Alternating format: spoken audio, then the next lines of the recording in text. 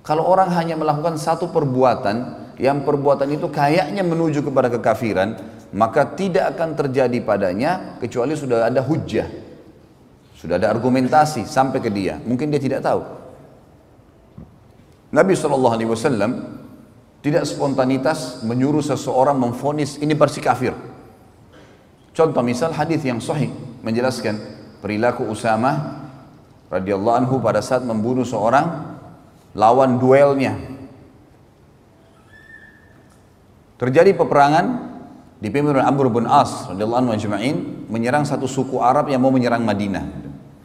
Berhasil menang. Rupanya ada satu orang ngolok-ngolok sahabat mau melawan, tapi sedikit melawan lari. Oleh Usama dikejar. Begitu ketemu duel sama Usama. Usama adalah orang yang kuat itu. Begitu duel kalah orang ini. Orang ini tadinya menyerang Usama dengan pedang, dengan kekuatan. Usama tangkis, berhasil akhirnya Usama menjatuhkan pedangnya. Begitu sudah jatuh pedangnya, Usama angkat pedang, mau ditebas nih orang kafir ini.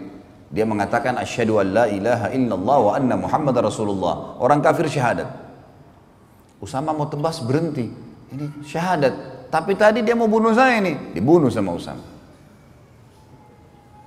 Udah, para sahabat simpang siur. Ini perilakunya Usama gimana? Diingatin Usama, hai Usama, dia syahadat. Gimana caranya kau bunuh? Jelas tadi dia hampir bunuh saya. Kalau saya tidak tangkis, saya sudah dibunuh sama dia. Berarti syahadatnya hanya takut lihat pedang. Udah simpang siur nih, pulang ke Madinah. Tiba di Madinah, diceritakan kepada Nabi SAW, ya Rasulullah begini kejadiannya. Apa kata Nabi SAW? Wahai Usama, dipanggil. Kenapa kau bunuh dia? Ya Rasulullah, tadinya begini dan begitu. Tangkis-tangkisan, serang-serangan, saya akan dibunuh. Kalau saya tidak tangkis, sudah ditebas leher saya sama dia. Kemudian pada saat pedangnya jatuh, dia syahadat. Asyhadu an la ilaha illallah Muhammadar Rasulullah. Maka dia syahadat karena dia takut lihat pedang saya. Apa kata Nabi SAW? Asyaqaqta an qalbi. Apa kau belah dadanya hai Usama sampai kau tahu dia benar atau tidak? Usama diam. Nabi SAW ulangi. Asyaqaqta an qalbi. Apa kau belah dadanya sampai kau tahu dia benar atau tidak? Nabi SAW ulangi terus sampai kata Usama, saya berharap mati masuk di kuburan gak keluar lagi. Karena beratnya kalimat itu, gitu kan? Diulangi terus oleh Nabi SAW. Apa kau belah dadahnya sampai kau tahu dia benar atau tidak? Terus diulangi. Artinya apa teman-teman? Hukumnya hukum zahir. Kalau kelihatan orang itu syahadat, kita nggak bisa buat apa-apa. Hukumnya. Kalau ada lagi indikasi setelahnya dia lakukan kekufuran, dia nyatakan lagi murtad misalnya atau apa, itu lain. Tapi kalau enggak, lihat bagaimana Nabi SAW bermuamalah dengan orang yang seperti ini, gitu kan? Ada juga orang-orang kafir yang Nabi SAW hadapi sesuai dengan keadaan. Ada yang Nabi SAW sengaja suruh bunuh. Seperti kasus Abu Rafi', salah satu pimpinan Yahudi yang selalu menghina Islam. Dibunuh oleh Nabi SAW, disuruh. Salah satu sahabat bernama Abdullah bin Abi Atik radhiyallahu anhu pergi ke sana lalu membunuhnya, gitu kan. Ini memang luar biasa, setiap ada suku yang mau nyerang Madinah dibiayai sama dia. Setiap ada penyair yang menghina Nabi SAW, agama Islam, Allah, dibiayai sama dia. Setiap ada penyanyi, penari menghina-hina Islam sambil menari, dibiayai sama dia. Orang ini nyerang Islam dari belakang. Nabi SAW mengatakan, siapa yang bisa mengamankan urusannya Abu Rafi' ini? Kata Abdullah bin Abi Atik, saya Rasulullah. Maka kemudian dia pergi ke sana sama temannya beberapa orang, masuk ke benteng, berhasil membunuh Abu Rafi', gitu kan. Dan ini ada kisah sendiri, tentunya nanti akan kita sampaikan insya Allah. Dan ini saya sampaikan juga di ceramah tentang salah satu judul ceramah itu kekasihku Rasulullah, aku mencintaimu, gitu kan. Yang baru tablik akbar di Makassar dan di Surabaya kemarin menjelaskan banyak mujizat Nabi SAW, diantaranya perilaku ya terbunuhnya Abu Rafi' ini ada ibrah dan pelajaran yang besar, gitu. Jadi ada orang-orang munafik yang dihadapi dengan cara dibunuh, ada orang-orang munafik, ada orang kafir dihadapi dengan cara bunuh, ada orang kafir dihadapi dengan cara didakwahi, ada orang kafir dihadapi dengan cara ya diterima zahirnya dan seterusnya. Ada ajaran dari Nabi SAW. Begitu juga orang munafik. Jangan teman-teman begitu kita tahu orang ini mungkin indikasi kemunafikan ada padanya, kan Nabi SAW mengatakan ya, tanda-tanda orang munafik 3, riwayatnya dikatakan 4 sampai dia meninggalkannya baru hilang sifat kemunafikan. Kalau dia berkata selalu dusta, kalau dia diberikan amanah berkhianat, kalau dia berjanji dia ingkari, dan yang keempat adalah kalau dia berdebat maka dia curang. Sekarang berapa banyak orang Islam di Indonesia yang cirinya 4 ini ada semua padanya? Hah? Saya nggak bilang di masjid ini ya. Banyak orang. Ada orang subhanallah tiap hari dusta.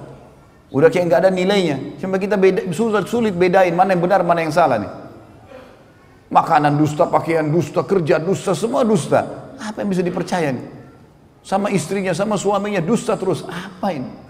Tanda-tanda kemunafikan. Tapi bagaimana caranya kita vonis dan bagaimana bermuamalah? Kan kata Nabi SAW, pastikan dia munafik tulen sampai dia tinggalkan. Berarti ada jalan keluar. Kalau dia taubat, dia tinggalkan, keluar dari munafikan, gitu kan? Dan Islam tidak pernah melihat masa lalu seseorang. Ada di antara nanti orang-orang yang tadinya munafik, kemudian masuk iman dalam hatinya lalu pindah. Betul-betul dia menjadi seorang mukmin. Ada. Nanti akan kita jelaskan juga dalam sirah.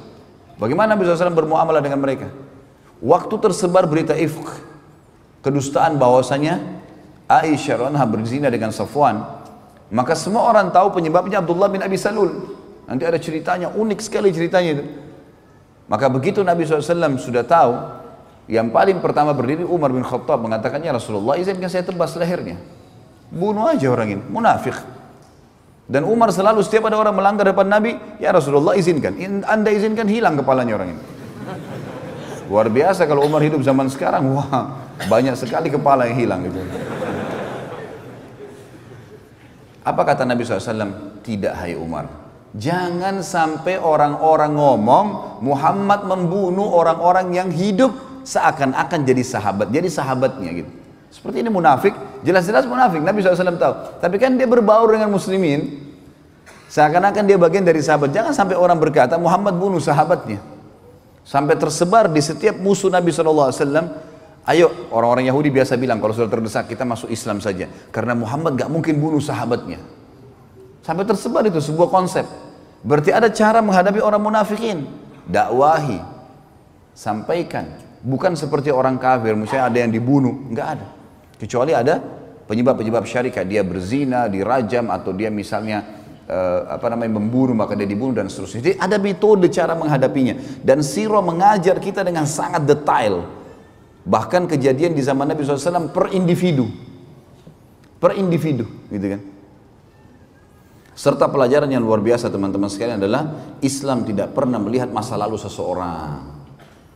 Ini kalau teman-teman ikuti ceramah di YouTube ada judul yang saya angkat, iya inilah aku sekarang. Dakwah atau sebuah ceramah yang semoga Allah SWT ikhlaskannya, tujuannya untuk memberikan motivasi kepada ikhwat dan akhwat yang berubah. Nggak ada aibnya. Dulu pezina, dulu pemabuk, dulu perjudi, dulu kafir, dulu memerangi Islam. Tapi setelah syahadat, selesai semua. Karena Islam tidak membenci individu seseorang. Yang dibenci adalah perilaku yang salah. Umar bin Khattab dulu benci sekali sama Islam. Umar bin Khattab itu kalau keluar, khusus keluar dari rumahnya waktu di Mekah untuk nyiksa kaum muslimin. Khusus. Keluar ganggu, pukul orang, siksa orang muslimin. Sampai waktu itu tersebar berita kalau Umar kemungkinan masuk Islam. Kata beberapa sahabat apa? Kalau Umar syahadat, unta juga bisa syahadat. Kayaknya mustahil gitu, nggak mungkin. Tapi dia setelah syahadat, Islam nggak lihat lagi masa lalunya. Umar yang mengaku dan mengatakan saya seorang khamar, orang yang suka minum khamar, dan khamar banyak sahabatnya kan? Khamar itu banyak relasinya selalu ke khamar, zina, macam-macam judi. Memang perilakunya satu sahabat semua itu. Sama antum kalau hadir majelis ilmu, sahabatnya masjid, ya, sahabatnya Quran, sahabatnya kitab, memang begitu. Itu sahabatnya. Jadi kita kena satu sahabatnya, kena semua itu. Ini. Makanya jangan buka pintu itu. Orang yang buka pintu kesalahan seperti orang yang ada di mulut jurang. Jangan coba-coba. Sekali tergelincir susah keluar. Kecuali mendaki, susah. Maka jangan coba-coba. Sementara keimanan dan jalan amal soleh ini semuanya jalan lurus, enak. Jalan mulus sampai mati, nikmatin makan, minum, tidur segala macam. Setelah itu mati masuk surga, abadi selamanya. Jadi ada metode menghadapi mereka. Dan yang terakhir teman-teman yang keenam mempelajari sirah adalah ma'rifatu dinul haniful Islam. Mengetahui tentang agama yang mulia Islam ini dari awal kisahnya. Dari awal turun wahyu pertama, wahyu yang kedua, yang ketiga, bertahap selama 23 tahun. Itu yang kita pelajari dalam sirah. Bagaimana proses agama Islam dari nol sampai akhirnya menjadi agama sekarang yang terbesar pengikutnya. Kalau orang betul-betul yang menganut Islam ini teman-teman sekalian karena dalam hatinya, dia tidak akan tinggalkan sampai mati. Karena dia sudah tahu ini kebenaran. Nah, kita akan lihat nanti historinya 23 tahun semuanya bagaimana Islam itu sempurna. Inilah kurang lebih 6 poin manfaat mempelajari sirah. Tentu kalau ada poin-poin lain mungkin keterbatasan saya sebagai manusia biasa. Saya cuma menyusun di tulisan saya 6 poin ini.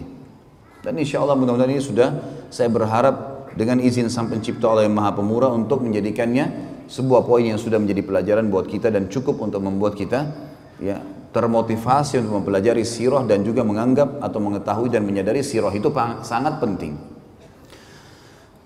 Kemudian kita masuk teman-teman ke sirah kita. Tentu saya tidak akan memulai dari sejarah Nabi Muhammad SAW. Saya akan jauh memulai sebelumnya. Kita akan mulai dari sejarah Mekah. Dari mana asalnya kota ini? Dulunya tidak ada di situ apa-apa. Padang pasir, lembah. Kemudian kita akan masuk ke kisah kota Mekah, kisah Zamzam, kisah pembangunan Ka'bah.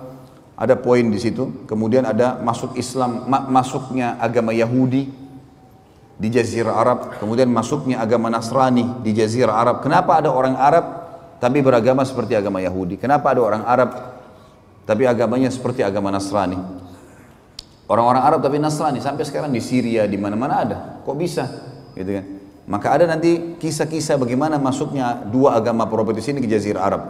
Kemudian kita akan jelaskan juga ada kisah pasukan gajah, Abraha, siapa itu Abraha, dari mana dia, kisahnya bagaimana dia masuk ke Yaman, bagaimana, kenapa dia termotivasi menyerang Ka'bah, kejadian yang terjadi setelahnya, pelajaran-pelajaran besar yang kita ambil. Kemudian kita akan belajar tentang berkuasanya pemerintah negeri Faris di Yaman. Ini kurang lebih subjudul 1, jadi poin A di tulisan saya. Satu persatu akan kita bahas tentunya. Ini mungkin butuh beberapa kali pertemuan tentunya. Dan nanti akan ada lanjutan poin B-nya tentang masalah fase lahirnya Nabi SAW, kejadian-kejadian sebelum beliau lahir, tanda-tanda pada saat beliau lahir, apa saja, kemudian masa kecilnya, masa bayi, masa anak-anak, kasus masalah menyusui dengan Halimah Sa'diyah dan seterusnya pelajaran-pelajaran yang kita ambil dari situ. Sampai masa beliau masuk menikah dengan Khadijah, dengan proses perdagangan dan seterusnya. Kemudian interaksi dengan manusia, penyampaian tentang beberapa pendeta-pendeta Nasrani tentang kebenaran risalah beliau sebelum beliau menjadi Nabi. Kemudian baru masuk fase kenabian.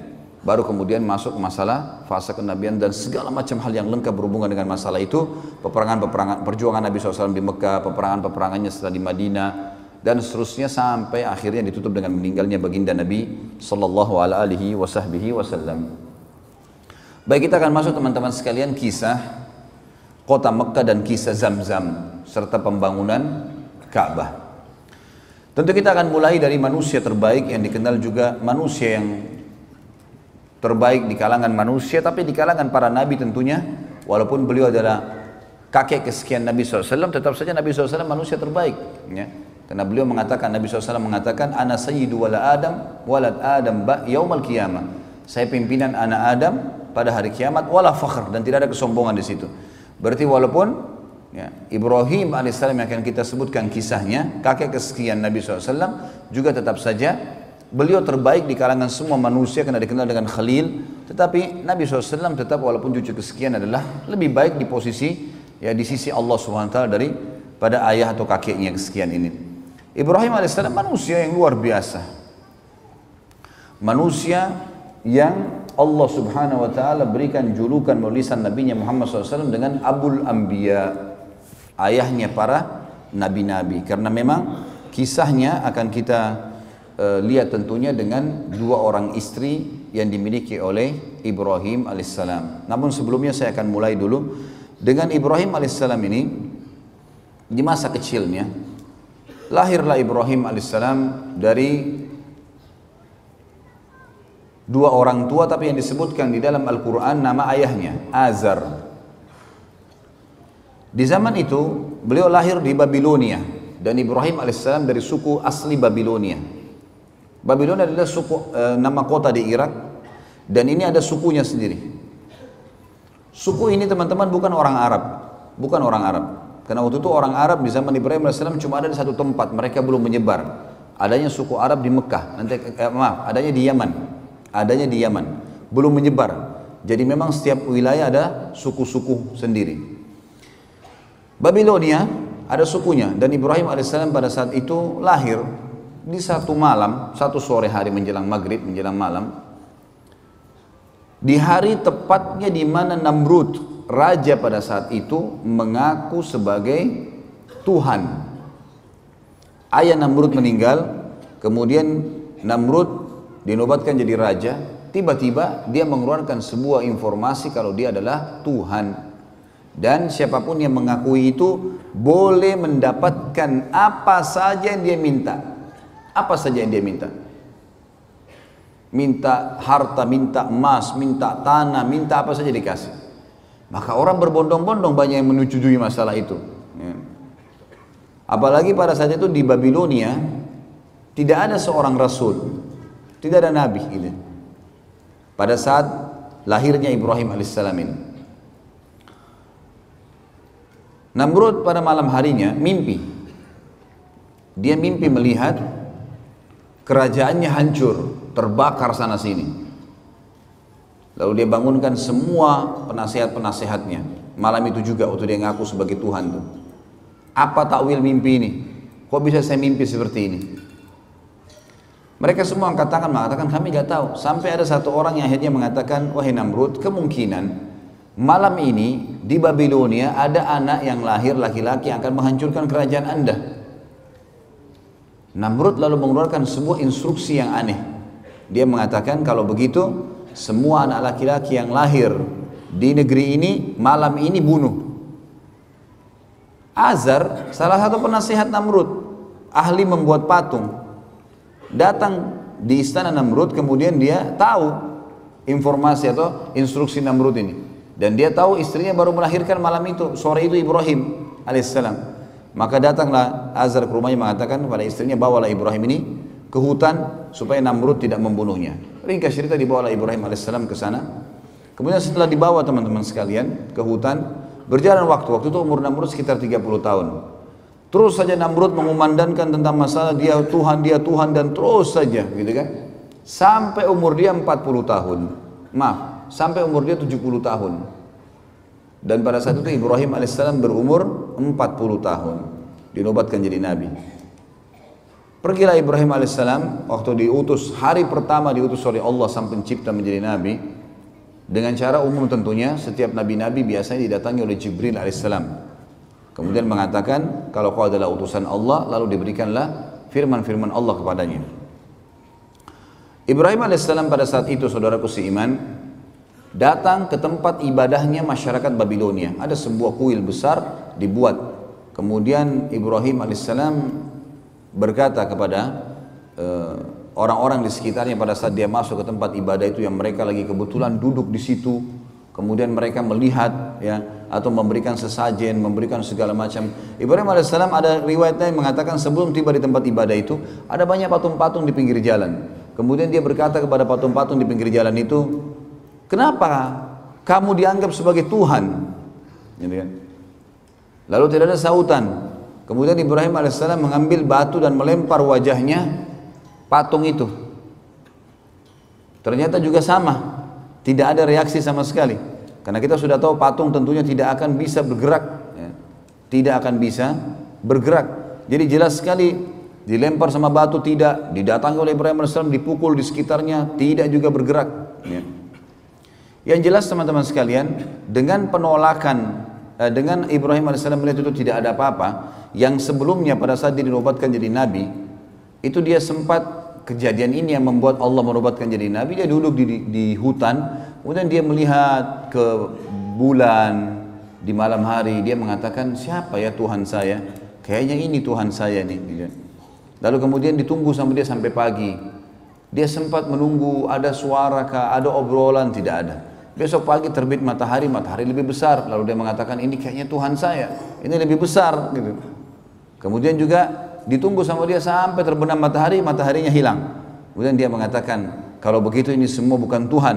Dan saya mengatakan saya menyerahkan diri kepada Tuhan yang Maha Esa dan Maha Tinggi agar ya memberikan kepada saya petunjuk. Maka akhirnya Allah Subhanahu wa taala menjadikan dia atau diberikan dia kenabian.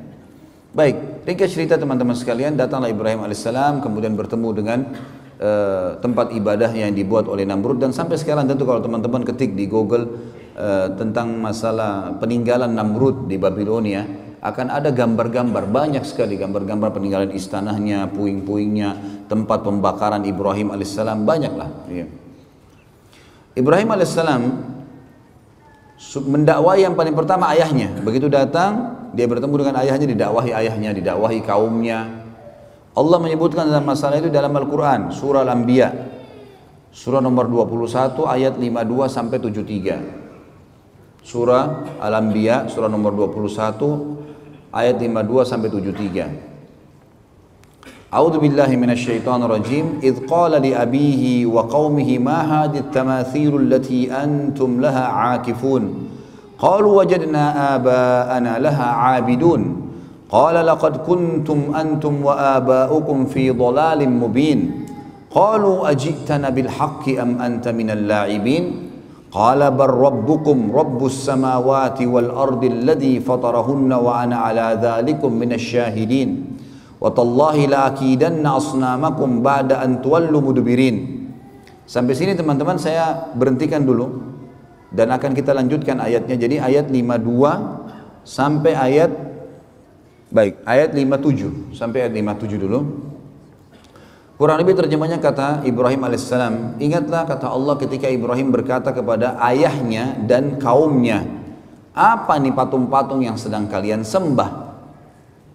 Mereka berkata, inilah yang kami temukan yang disembah oleh ayah-ayah kami. Kemudian kata Ibrahim alaihissalam, ketahuilah apa yang sedang kalian lakukan ini dan ayah-ayah kalian adalah sesuatu yang sesat, salah ini. Lalu kemudian mereka berkata, apakah kamu datang membawa kebenaran atau kau hanya sekedar datang untuk mengganggu kami? Maka Ibrahim AS mengatakan, Tuhan kalian adalah yang menciptakan seluruh langit dan bumi, pemiliknya, pengawasnya, pengurusnya, dan saya termasuk saksi atas itu. Saya akan memberikan kalian bukti-bukti. Dan kalau kalian tidak mau percaya, maka saya akan menghancurkan dan melakukan tipu daya terhadap Tuhan-Tuhan kalian ini. Ceritanya adalah Ibrahim alaihissalam masuk menemui ayahnya bersama dengan kaumnya lagi masuk ke dalam sebuah ma'bad, sebuah tempat ibadah yang dibuat mirip dengan piramida Mesir, Fir'aun, tapi piramida agak ngerucut kotak ya, seperti kotak lah batu-batu itu. Kalau ini enggak manjang, kayak bangunan manjang ke belakang, sampai sekarang masih ada tentu. Tangganya banyak ke atas. Ya itu ada sebuah ruangan itu ditaruh patung-patung yang banyak sekali, gitu. Di antaranya patung Namrud. Dan mereka selalu tiap hari datang berikan sesajen, mohon-mohon, diberikanlah nama nih dewa api, dewa matahari, dewa bulan, dewa apalah, segala macam dewa-dewa nama mereka. Kemudian pada saat itu yang selalu membawa sesajen hanya orang penjaga kuil, tidak boleh yang lain. Kalau orang lain maka akan kualat. Ibrahim alaihissalam datang pada hari di mana beliau dinobatkan jadi nabi dan temukan ada ayahnya di situ bersama kaumnya sedang menyembah.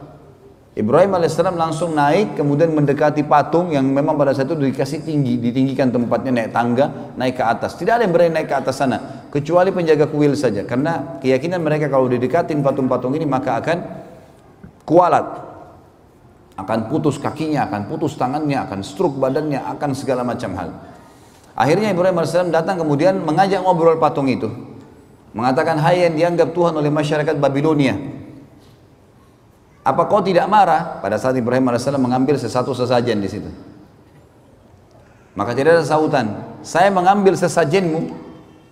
Orang semua lagi lihat. Lalu Ibrahim AS mengucapkan 2 kali sampai 3 kali, tidak ada jawaban. Lalu diambil sedikit di situ potongan makanan, lalu dilempar ke wajahnya patung itu. Jatuhlah ya buah atau makanan tersebut. Kemudian tidak ada sautan, karena kita tahu patung tidak akan bicara. Kata Ibrahim AS, hai yang dianggap Tuhan oleh masyarakat Babilonia, apa kau tidak bisa melawan saya? Kau tidak marah karena saya lempar kamu dengan sesajenmu sendiri? nggak ada sautan. 2 kali nggak ada sautan, 3 kali nggak ada sautan. Mungkin biar jutaan kali tidak akan ada sautan tentunya. Pindah ke patung kedua dilakukan hal yang sama. Patung ketiga, semua patung itu dihina oleh Ibrahim alaihissalam. Setelah itu Ibrahim alaihissalam setelah keliling dari sisi kanan ruangan sampai ke sisi kiri, lalu dia mengatakan, hai kaumku, lihat ini apa yang kalian sembah. Patung kalian susun sendiri, kalian pahat sendiri, kalian bentuk matanya, kalian bentuk hidungnya, kalian yang pikul diangkat sampai ke situ. Lalu kenapa kok diminta tolong dari patung-patung ini? Yang telah menciptakan adalah kalian, Tuhan kalian Allah yang menciptakan langit dan bumi. Maka mereka diam, mereka tidak mau. Lalu Ibrahim mengatakan, saya pasti akan lakukan tipu daya terhadap patung-patung kalian ini. Apa tipu daya Ibrahim? Ayat 5, 8-nya berlanjut.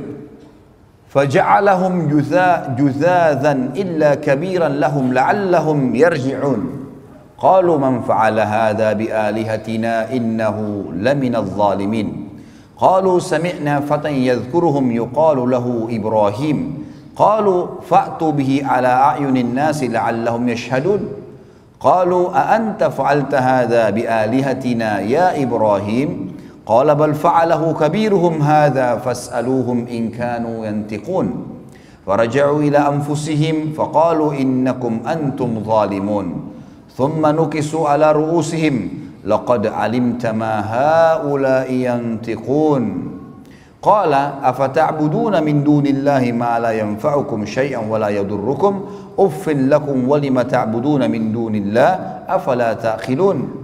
Sampai sini teman-teman, sampai di ayat 67 ya. Ayat 67 saya terjemahkan dan saya hubungkan dengan kisahnya.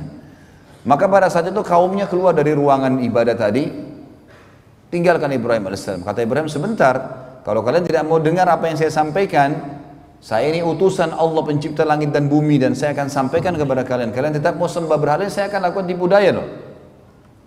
Mereka tinggalkan, tidak mau dengar Ibrahim alaihissalam. Sempat bimbang tapi mereka tinggalkan. Ibrahim alaihissalam keluar cari kampak dan masuk menghancurkan patung-patung itu. Dipotong kepalanya, potong tangannya, potong kakinya, dihancurin semuanya. Dan Ibrahim alaihissalam membiarkan patung yang paling besar, patungnya Namrud ada di tengah-tengah ruangan, enggak diganggu sama sekali. Tapi ada patung ular, patung singa, dipotong kepalanya, ditaruh di pahanya patung Namrud. Kampaknya juga ditaruh di tangannya patung Namrud. Maka besok pagi pada saat mereka mau beribadah lagi, mereka temukan tempat ibadah mereka hancur semuanya. Dan pada malam hari pada saat Ibrahim AS menghancurkan, penjaga kuil ada, tapi penjaga kuilnya ketakutan karena dia sendiri yakin ini kualat, kalau dekatin patung itu kualat. Bisa stroke, bisa terpotong tangannya, apalagi hancurin ke Ibrahim. Ini luar biasa Nabi Ibrahim AS. Maka dia tidak berani buat apa-apa, takut dia. Besok pagi orang-orang yang menyembah ditanya dia, kenapa ini? Siapa yang buat ini? Penjaga kuilnya nyaut, yang tadi malam tuh Ibrahim, gitu kan? Itu yang Allah katakan di sini. Kan? Maka Ibrahim menghancurkan semua. Juzadzan illa kabira. Jadi memang Ibrahim AS menghancurkan lebur semuanya kecuali yang paling besar, patungnya Namrud, agar mereka sadar.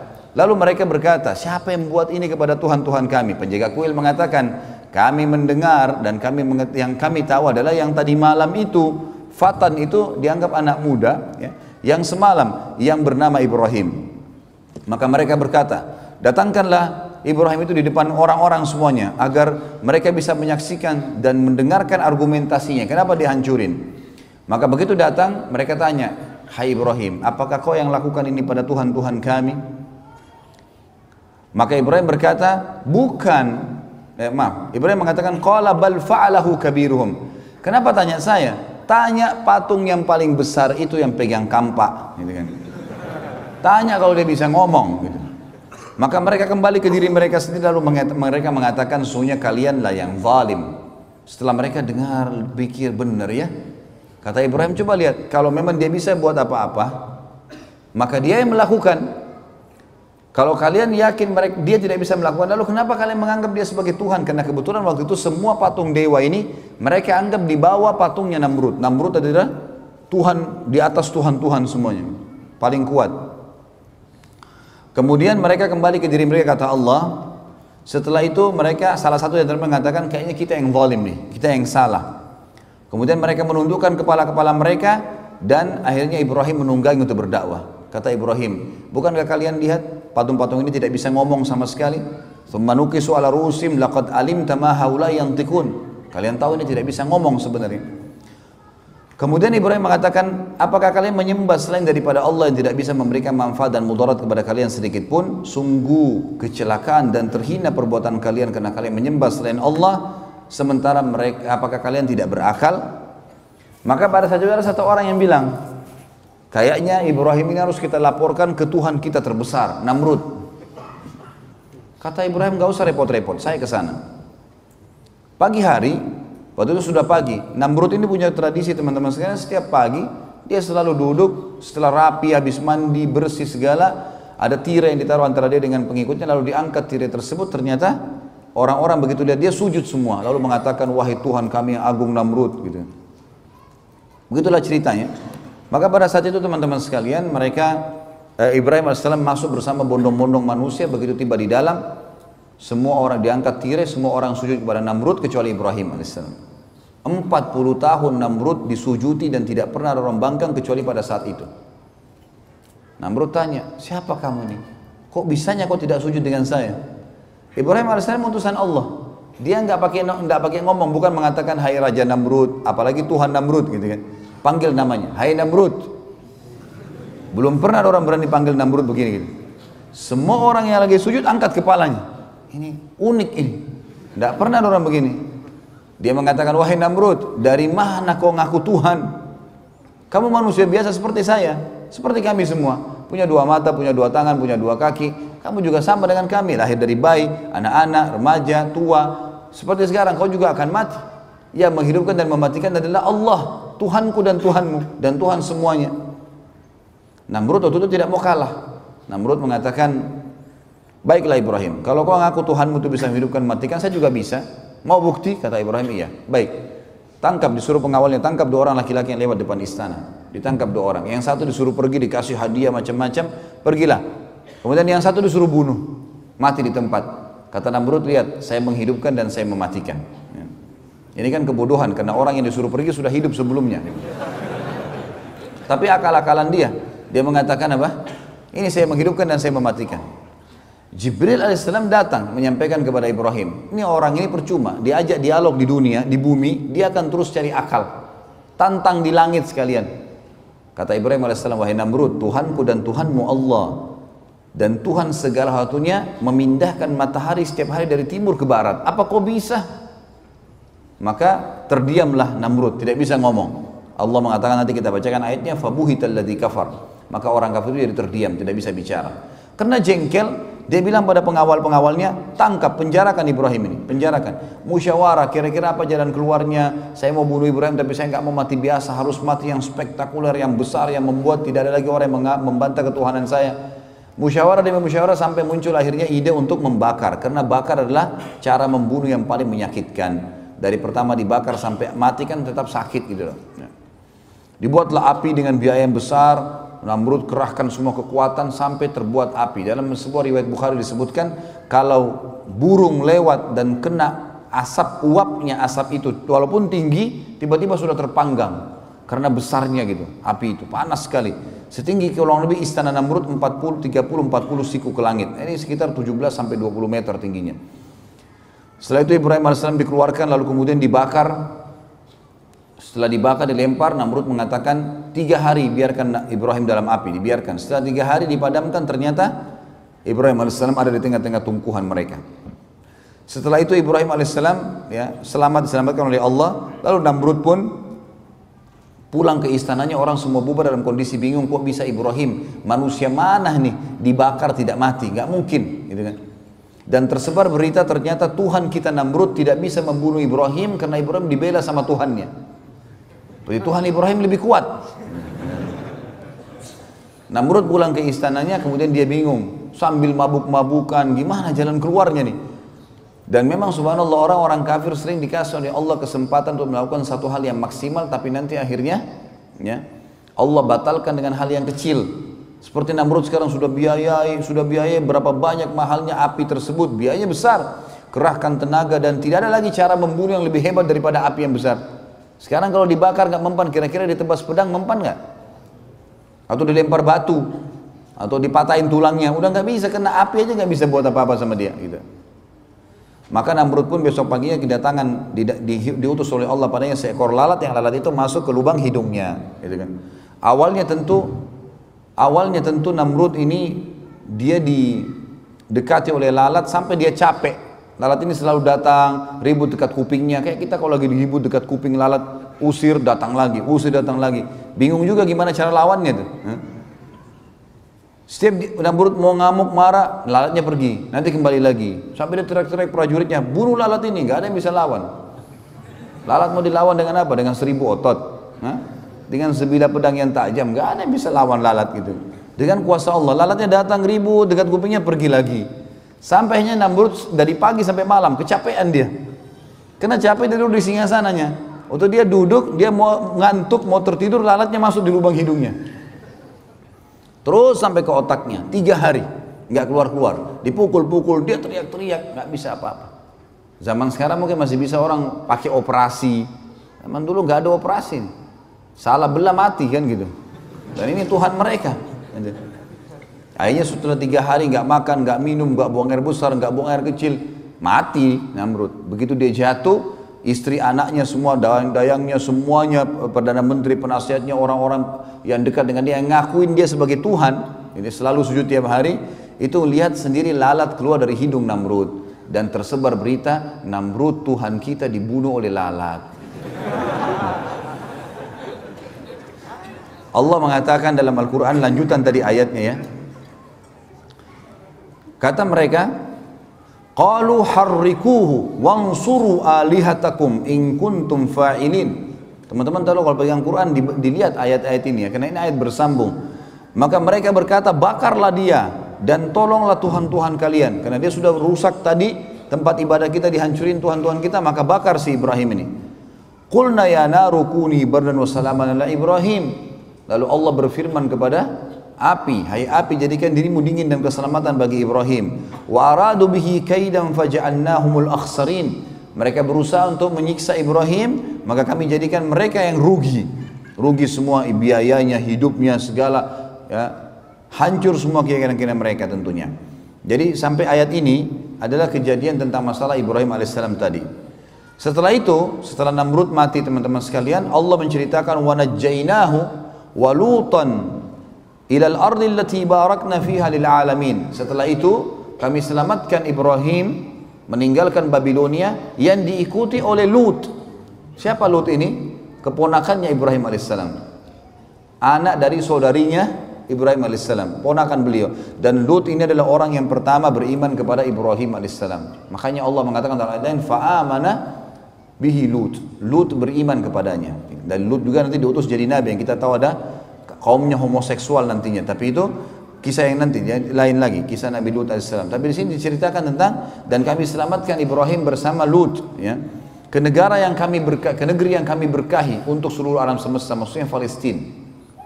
Dan ini ada teman-teman kalau nonton di YouTube ada ceramah saya tentang Palestina yang terlupakan. Tablik Akbar di Bandung pada saat itu panjang lebar saya ceritakan tentang fadilah Palestina, fadilah Masjid Aqsa, bagaimana saya motivasi kaum muslimin untuk berusaha untuk bisa umroh menuju ke sana, dan jangan terpengaruh dengan informasi yang menganggap sekarang lagi tidak aman, lagi tidak begini sehingga tidak datang. Pada saat saya bimbing umroh ke sana, subhanallah, orang-orang Palestina pada pelukin tuh. Saya kenalan, kalau dia tahu dari Indonesia dipeluk sama mereka. Dia bilang kedatangan kamu ke sini sudah cukup buat kami. Sudah cukup. Artinya ini motivasi yang luar biasa, dan orang-orang Yahudi memang tidak mau kita datang ke sana. Karena kalau antum datang, antum memberikan motivasi, walaupun misalnya tidak bisa membantu secara harta dan seterusnya, karena kita cuma bawa dana secukupnya, walaupun memang sumbangan-sumbangan saya bawa dari Indonesia, kemudian kita letakkan langsung di Masjid Aqsa atau Imam Masjid Aqsa yang diberikan, tapi itu yang terjadi. Tapi ada di situ berkah memang luar biasa negeri itu. Enak, sejuk, semua buah-buahan ada, macam-macam. Negeri itu luar biasa. Ternyata Palestina itu negeri yang banyak gunung-gunung dan memang dingin, subur sekali, subur. Seperti Allah katakan dalam ayat ini, allati barakna fiha lil alamin. Kami berkahi itu untuk semua alam semesta. Artinya kalau orang datang tinggal sana akan tentram, akan hidup. Karena ditanam apapun, negeri Syam terkenal, ditanam apapun maka akan tumbuh, gitu kan? Tumbuh buah-buahan. Sampai dikatakan pernah ada jalanan pecah, ya, jalan raya pecah, retak jalannya, kemudian tumbuh pohon apel, gitu kan? Saking suburnya negeri itu.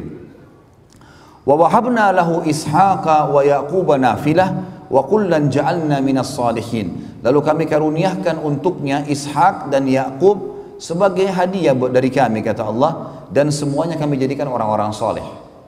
Nanti akan kita jelaskan tentang kisah bagaimana ibunya Ishak alaihissalam, Sarah, mandul beberapa tahun tidak punya anak. Nanti akan kita ceritakan sebentar, tapi ini terlintas dalam ayat ini disebutkan namanya. Maka Allah karuniahi Ibrahim alaihissalam, ya, anak-anak, dan semua Allah jadikan orang-orang saleh. وَجَعَلْنَاهُمْ أَئِمَّةً يَهْدُونَ بِأَمْرِنَا وَأَوْحَيْنَا إِلَيْهِمْ فِعْلَ الْخَيْرَاتِ وَإِقَامَ الصَّلَاةِ وَإِيتَاءَ الزَّكَاةِ وَكَانُوا لَنَا عَابِدِينَ.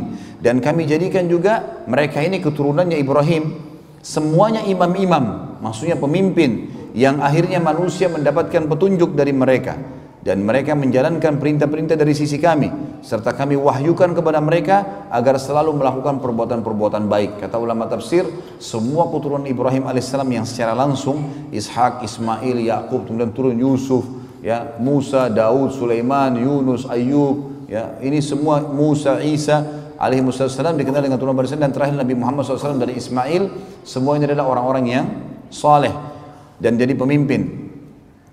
Wa kanu lana, dan mereka selalu sholat, berlomba-lomba dalam kebaikan dan dengan sholat, menunaikan zakat, dan wa kanu lana abidin, dan mereka selalu menyembah kami. Tapi saksi bahasan kita masih bicara tentang proses Ibrahim alaihissalam tadi pada saat beliau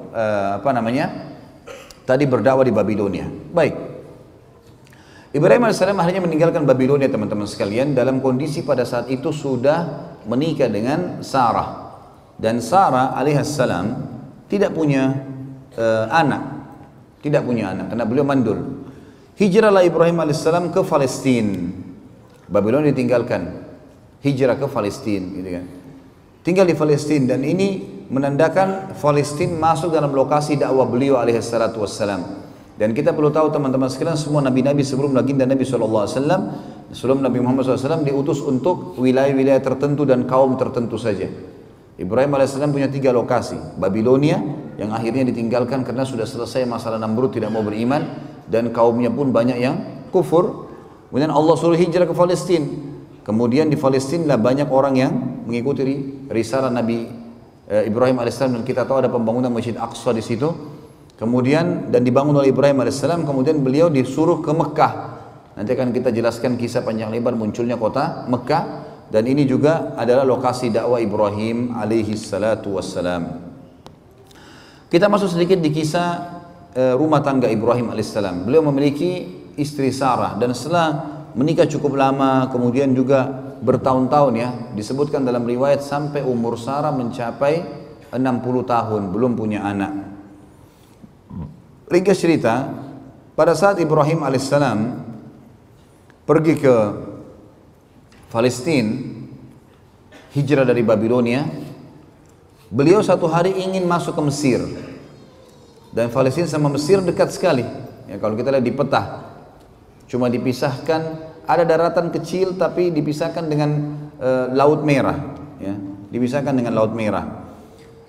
Dari Laut Merah ini bisa orang nyebrang langsung ke Palestina. Dan sampai sekarang kalau teman-teman ke Jordan, kalau umroh plus Aqsa biasanya mampir di Jordan. Di Jordan itu ada satu tepi di Laut Merah, di ujung Laut Merah itu ada 4 negara bertetangga.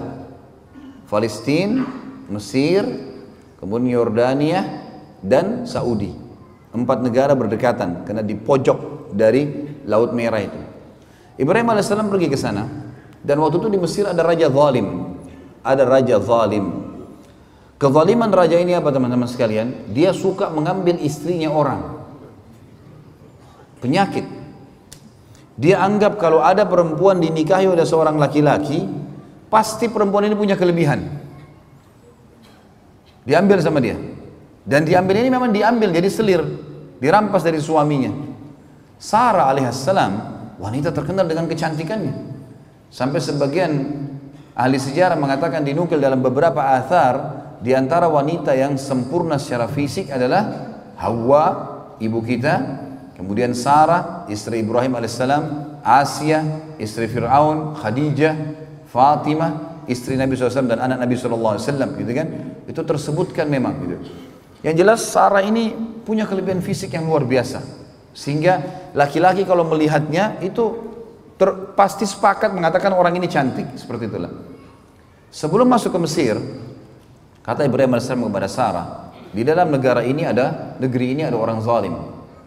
Ini zalim luar biasa nih. Dia suka ngambil istri orang. Jadi kalau kamu didekatin nanti oleh prajurit-prajurit, jadi raja ini punya prajurit-prajurit ngeliling di jalan-jalan Mesir. Ada perempuan cantik, ditanya, kalau ada laki-laki sebelahnya, siapa kamu? Suaminya. Langsung dibunuh suaminya, diambil. Bawa ke raja. Seperti itulah, diambil secara paksa.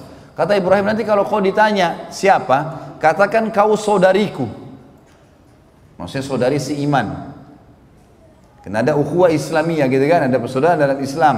Islam ini agama yang satu, dari Adam alaihissalam sampai Nabi Muhammad alaihissalam, semua agama satu, Islam, tidak ada agama lain. Cuma ada pembaharuan syariat. Makanya kata Nabi SAW, saya dan semua nabi-nabi seperti orang yang satu induk. Satu induk, sama, cuma perbedaan hukum halal haramnya yang berbeda. Tidak boleh dipungkiri salah satunya. Kalau kita sekarang ada yang mengatakan Musa bukan nabi, kafir. Atau Isa bukan nabi, kafir. Nggak boleh, semua harus kita yakini. La nufarriqu baina ahadin min rusuli. Kita tidak beda-bedakan di antara para nabi-nabi dan rasul, tapi risalah yang diterapkan adalah, hukum yang diterapkan adalah yang dibawa oleh nabi terakhir alaihi salatu wassalam, Nabi Muhammad sallallahu alaihi wasallam. Yang jelas teman-teman sekalian, kata Sarah, baiklah. Begitu masuk di Mesir, dengan hikmah Allah, ternyata orang Mesir, prajurit Mesir Raja Zalim ini lihat Sarah. Begitu dia langsung didatangin. Pertanyaan pertama ditanya, siapa kamu? Ibrahim mengatakan, saya saudaranya. Tanya Sarah, siapa kamu? Saya saudarinya. Tapi karena cantiknya Sarah, dia nggak peduli lagi. Mau suami, mau bukan, pokoknya ambil. Tangkap nih orang. Ini yang disuka sama raja nih. Dibawa. Ibrahim AS tidak boleh ikut, ditahan. Bawalah Sarah AS masuk ke istana raja. Begitu lihat rajanya langsung nafsu, mau mendekati. Sarah AS berdoa kepada Allah, ya Allah, ambil alih orang ini. Gitu. Jangan sampai coreng kehormatan, karena ini raja, gak ada yang bisa lawan dia, kecuali dengan kuasa ilahi. Tiba-tiba tangan kanannya raja ini stroke, gak bisa bergerak. Waktu dia mau jamah, gak bisa bergerak tangannya. Kata raja itu, apa yang kau lakukan dengan saya? Kata Sarah, saya berdoa pada Tuhan saya untuk menyelamatkan dari keburukanmu. Dia bilang, kalau gitu berdoa sama Tuhanmu, minta supaya saya disembuhin. Saya tidak akan ganggu kamu. Sarah alaihissalam berdoa, ya Allah, sembuhkan orang ini. Sembuh tiba-tiba tangannya. Tadinya nggak bisa bergerak.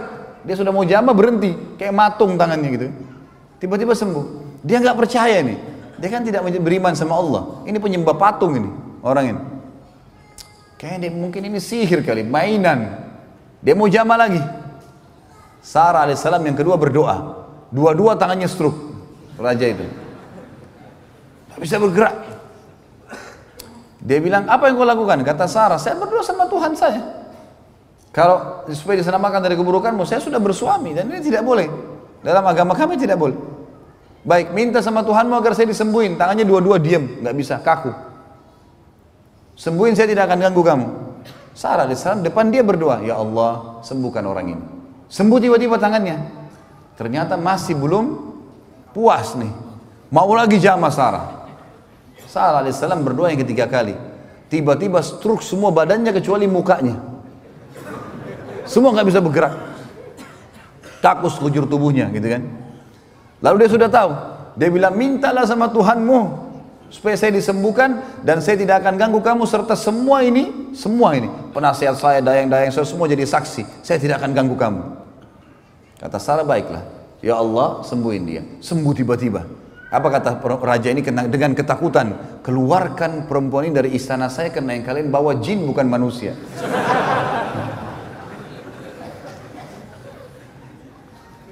Keluar Sarah alaihissalam, merasa aman dikeluarkan, tapi raja ini ketakutan. Raja ini jangan sampai di luar istana dia berdoa mati nih. Ini stroke gak ada lagi, tadi kan dia bisa minta disembuhin. Maka dia menghadiahkan salah satu budak wanitanya bernama Hajar. Raja Mesir ini menghadiahkan budak wanita bernama Hajar. Tentu ada ahli sejarah yang mengatakan ini anaknya raja itu. untuk mengambil hatinya Sarah supaya jangan Sarah berdoa dia kena stroke lagi gitu. Tapi yang saya temukan dalam riwayat-riwayat yang banyak dinukil adalah ini memang hamba sahaya terbaik, wanita terbaiknya yang dianggap pada saat itu oleh raja gitu. Hadiahkan kepada Sarah, dan waktu itu umurnya setengah umur Sarah, umur Hajar alaihissalam, dan madunya nanti tentunya adalah Sarah alaihissalam ini setengah umur. Kalau saya tidak salah pada saat itu umur Ibrahim alaihissalam sudah sekitar 40 tahun tentunya ya. Kemudian umur waktu dinobatkan jadi nabi, waktu tadi dinobatkan jadi nabi Babilonia, kemudian cuma dalam berapa tahun berdakwah kemudian keluar ke Palestina. Jadi umur Sarah juga sekitar 30 tahun sekian, umurnya Hajar setengahnya. Pergilah Hajar bersama Sarah menjadi seorang pelayan melayani Sarah alaihi wassalatu wassalam sampai umur Sarah mencapai 60 tahun dan tidak punya anak. Berarti umurnya Hajar sekarang 30 tahunan setengah. Maka Ibrahim alaihissalam pengen punya anak, sekarang Nabi berharap bisa punya anak. Maka Sarah karena melihat suaminya begitu, dia pun akhirnya menghibahkan Hajar untuk Ibrahim alaihissalam. Karena Ibrahim alaihissalam dibebaskan dari keterbudakan lalu dinikahi, dalam 1 tahun punya anak namanya Ismail, lahir dari Sarah ini, gitu kan? Maaf, dari Hajar. Makanya waktu Amr bin As radhiyallahu anhu di tahun 20 Hijriah di zaman khilafah Umar bin Khattab mau masuk ke Mesir, kata Amr bin As dalam suratnya untuk Raja Mesir, kami mengajak kalian masuk Islam, diterangkanlah Islam panjang lebar, dan kami mengajak kalian untuk melanjutkan hubungan silaturahim kalian dengan Nabi kami. Kata orang-orang Mesir, apa hubungannya kalian dengan kami? Kami suku Kipti asli Mesir dan kalian orang Arab dari Jazirah Arab, nggak ada hubungannya. Kata Amr bin As, kakek Nabi kami bernama Ibrahim, istrinya Hajar dari Mesir. Dan juga Nabi Muhammad SAW memiliki salah satu wanita di bawah naungan beliau, Maria Qibtiyah radhiyallahu anha, adalah orang Mesir. Kakeknya menikah dengan orang Mesir. Nabi kami juga salah satu pasangan hidupnya adalah orang Mesir. Kembali ke kisah tadi, menikahlah Ibrahim alaihissalam dengan Hajar, kemudian memiliki anak yang diberi nama Ismail. Jadi Ismail alaihissalam lebih besar ya, sekitar 2 tahun atau 3 tahun selisih dengan Ishak alaihi wassalatu wassalam. Baik, berjalan waktu, Sarah alaihissalam wanita, dia lihat Hajar bisa memberikan anak untuk suaminya, dia juga ingin punya anak, tapi umurnya sudah 60 tahun. Berdoa kepada Allah, ya Allah mudahinlah anak untuk Ibrahim dari saya. Allah subhanahu wa ta'ala menerima doanya Hajar, doanya Sarah. Di umur 60 tahun sekian itu hamil. Awal berita sampainya hamilnya Sarah ini, karena ini kejadian besar. Ini hampir sama kejadian dengan istrinya Nabi Zakaria yang sudah 60 tahun mandul, tidak punya anak. Dijelaskan dalam surah Maryam, gitu kan? Yang jelas teman-teman sekalian, malaikat datang, dan waktu itu malaikat datang 2 orang diutus ke rumahnya Ibrahim alaihissalam di Palestina. 2 malaikat ini diutus untuk 2 hal yang penting. Yang pertama, menyampaikan berita gembira kalau Sarah akan hamil dan akan lahir Ishak menjadi nabi nanti. Yang kedua adalah mereka datang untuk menghancurkan kaum Lut. Waktu itu lokasi dakwanya Ibrahim alaihissalam, Babilonia tadi sudah ditinggalkan, sudah selesai karena memang misinya mereka tetap dalam keadaan kafir. Allah suruh pindah ke Palestina. Kemudian nanti akan kita lihat ada lokasi Mekah. Di antara Palestina dengan Yordania itu perbatasannya cuma sebuah lembah. Sampai sekarang kalau kita ke Yordan, kayak saya bilang tadi kasus orang umrah Palestina itu, kita kalau mau masuk ke Palestina sekarang yang sekarang dikuasai oleh Israel, kita lewatin lembah tuh, ada lembah. Lembah inilah memisah antara 2 negeri ini, dan dari dulu sudah ada lembah itu. Di Palestina lokasi dakwanya Ibrahim alaihissalam, di Yordania lokasi dakwanya Nabi Lut alaihissalam. Dan ini menandakan memang sesuai dengan sabda Nabi SAW, kalau nabi-nabi sebelum beliau diutus untuk kaumnya saja, untuk kaumnya, lokasinya. Jadi Jordan sama Palestina berdekatan, tapi di sini ada Lut, di sini ada Ibrahim alaihissalam. Dan penduduk Yordania cukup meyakini ada nabi namanya Ibrahim, tapi syariatnya dijalankan syariatnya Lut. Udah, begitu saja. Mereka harus saling yakin dengan masalah itu, percaya. Tapi perbatasan itu sama dengan Musa alaihissalam, sesama dengan Khidir, sesama dengan mertuanya sendiri Shu'aib alaihi wassalatu wassalam. Nabi Shu'aib di Madian, Nabi Musa di Mesir dan Palestina, dan Nabi Khidir ada di Asia bagian di bagian Asianya Turki, gitu kan. Begitu pula Nabi Isa alaihissalam sesama dengan sepupunya sendiri Nabi Yahya, pamannya Nabi Zakaria. Jadi memang nabi-nabi sebelumnya sezaman. Waktu itu kaum Nabi Lut berbuat homoseksual, dan sudah diingatkan Nabi Lut tidak mau, dan belum pernah waktu itu diketahui homoseksual kecuali di zaman itu. Pada zaman itu tiba-tiba mereka menyimpang, karena ulama tafsir mengatakan mereka berusaha mencoba-coba dosa ini bahaya. Coba-coba rokok, coba-coba khamr, coba-coba zina. Coba ini bahaya. Mencoba akan membuat orang terbuka tameng dari dirinya untuk biasa melakukannya. Mereka lakukan homoseksual, lalu datang malaikat ini untuk menghancurkan mereka. Allah ceritakan dalam surah Dzariyat, surah nomor 51 ayat 24 sampai ayat 30. Surah Dzariyat surah nomor 51 ayat 24 sampai 30. A'udzu billahi minasyaitonir rajim. Hal ataka haditsu dhaifi Ibrahim al-mukramin idh dakhalu alaihi faqalu salama qala salamun qaumun munkarun faragha ila ahlihi faja'a bi'ijlin samin faqarrabahu ilaihim qala ala ta'kulun fa'awjasa minhum khifah qalu la takhaf wa basyaruhu bigulamin alim فأقبلت امرأته في صرة فصقت وجهها وقالت عجوز عقيم قالوا كذلك قال ربك إنه هو الحكيم العليم.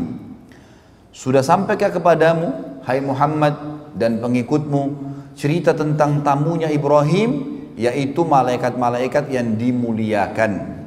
Ingatlah ketika mereka memasuki tempatnya Ibrahim, rumahnya, lalu mereka mengatakan salamun, keselamatan. Ibrahim menjawab salamun, untuk orang-orang yang tidak dikenal. Di sini menandakan teman-teman sekalian, malaikat pada saat itu dua ini datang dalam bentuk manusia, poster manusia. Kemudian mereka bertamu di rumah Ibrahim alaihissalam. Belum sempat, cirinya Ibrahim alaihissalam suka sekali dengan tamu. Beliau sampai dikatakan alaihissalatu wassalam, itu kalau dihidangkan makan oleh istrinya, pasti buka pintu, siapapun lewat dipanggil makan. Pasti, nggak pernah makan sendiri. Allahu alam dengan antum ini bagaimana. Selalu makan sama orang lain, nggak pernah sendiri. Maka waktu datang malaikat ini bilang salamun alaikum, kita assalamualaikum gitu kan. Nggak pakai nanya. Ibrahim alaihissalam cuma mengatakan waalaikumsalam untuk orang-orang yang asing, tidak dikenal. Lalu apa yang terjadi kata Allah? Maka dia pun tiba-tiba Ibrahim pergi diam-diam menemui keluarganya di dalam, disuruh tamunya duduk. Dia tidak tanya nih kalian siapa, segala nggak ditanya. Ini ciri orang beriman, nggak pakai nanya. Kalau kita dari depan pagar masih tanya siapa, mau apa. Orang suruh masuk dulu, kasih minum, kasih makan. Kalau dia tidak jelaskan apa tujuannya, nggak usah. Dia jelaskan baru sampaikan, itu adab menjamu tamu. Wajibkan dalam Islam. Kata Nabi SAW, siapa yang mengaku beriman pada Allah dan akhir, dia harus menghormati tamunya. Menghormati kata ulama adalah mengikramnya dengan cara mempersilahkan masuk, menghidangkan makan dan minum, bertersenyum di wajahnya tanpa bertanya. Nanti kalau dia jelaskan, maaf ya saya datang karena ini, baru kita jawab. Harus begitu. Ibrahim AS menjamu begitu. Masuk langsung ke keluarganya, dan apa yang dia lakukan? Dia pun akhirnya menyembeli anak sapi gemuk. Ibrahim AS langsung menyembeli, langsung suruh istrinya masak. Setelah hidang, langsung dihidangkan ke tamunya. Nggak tahu tamunya ini siapa. Dihidangkan makan dulu. Lalu pada saat dihidangkan, kata Ibrahim kepada mereka, silakan makan. Tapi mereka tidak mau makan. Karena itu Ibrahim merasa takut terhadap mereka. Dalam beberapa riwayat disebutkan para malaikat pada saat mengarahkan tangannya ke makanan itu tembus, nggak bisa makan. Gitu. Maka Ibrahim merasa takut. Tapi makna yang paling dekat adalah mereka menolak makan. Aneh, belum pernah ada orang dihidangkan makanan seenak ini lalu tidak mau. Kalau manusia, maka Allah mengatakan masuklah rasa takut dalam diri Ibrahim. Maka mereka pun berkata, janganlah kau takut hai Ibrahim. Dalam ayat ini dikatakan karena kami utusan Tuhanmu. Dan mereka memberikan berita gembira kepada Ibrahim tentang kelahiran seorang anak laki-laki yang bernama Ishak. Kemudian istrinya Ibrahim, maksudnya Sarah alaihissalam, datang memekik lalu menepuk wajahnya sendiri. Maksudnya biasanya tradisi orang Arab itu kalau perempuan kaget dia meletakkan kedua telapak tangan di pipinya seperti ini. Ini namanya memekik wajahnya gitu. Kalau antum baca terjemahan yang antum baca Al-Quran sekarang, itu di ayat 29-nya dikatakan, kemudian istrinya maksudnya Sarah alaihissalam memekik wajahnya lalu menepuk sambil kaget gitu ya. Berkata, aku adalah seorang wanita yang tua dan mandul. Bagaimana bisa hamil gitu? Maka para malaikat menjawab, demikianlah Tuhanmu memfirmankan, sesungguhnya dialah yang maha bijaksana lagi maha mengetahui. Begitulah keputusan Tuhanmu, gak bisa dibantai. Maka Sarah alaihissalam pun akhirnya hamil di umur itu. Tentu di sini ada kisah tersendiri ya. Pada saat Ibrahim alaihissalam bertemu dengan malaikat, sempat waktu Ibrahim sudah tahu ini malaikat, sempat Ibrahim alaihissalam berdialog. Lalu kalian mau kemana? Kami mau ke Lut. Untuk apa? Menyiksa kaumnya, gitu kan? Karena mereka begini dan begitu. Ibrahim alaihissalam sempat berdialog, mengatakan apa? Tidak diberikan kesempatan kah? Tidak begini kah? Kesimpulan terakhir kata malaikat, hai Ibrahim, keputusan Tuhanmu tidak mungkin salah. Udah, pasti mereka akan dihancurin.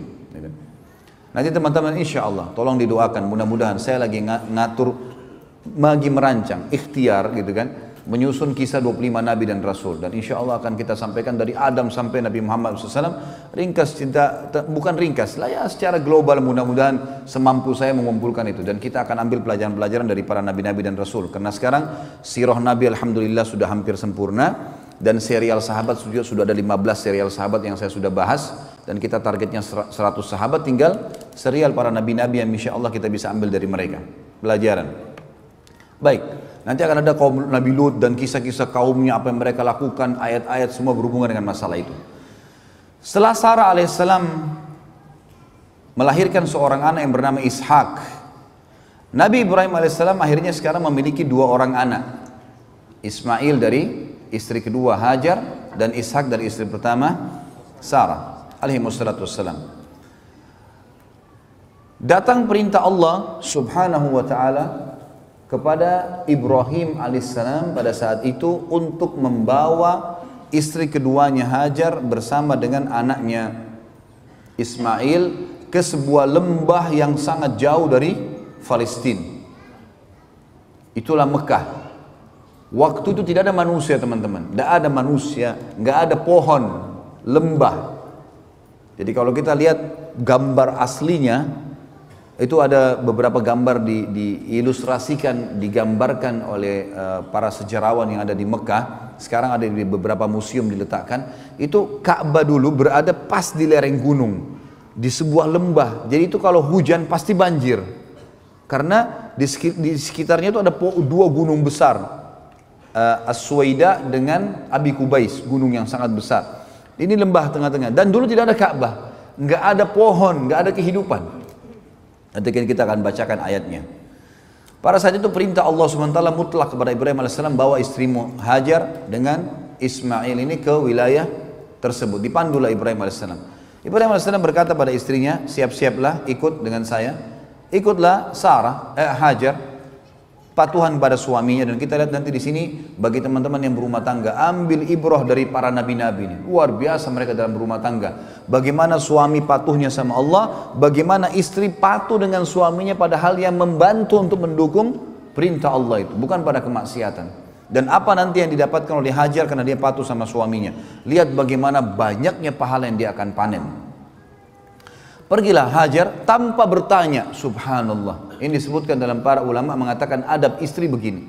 Suaminya bilang ikutlah, nggak pakai nanya, ikut duluan.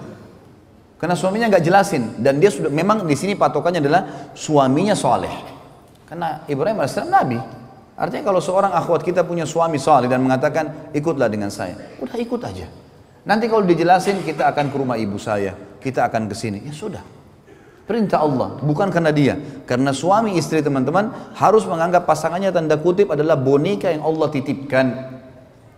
Ini setiap kita laki-laki di sini harus menganggap istri kita adalah boneka tanda kutip yang Allah titipkan. Ini istrimu ya, saya jadikan sebagai istrimu, sudah halal kemaluannya dengan kalimat akad, maka dia punya hak. Naungi dia, didik dia, berikan nafkah, penuhi kebutuhannya karena saya, karena Allah, bukan karena dia.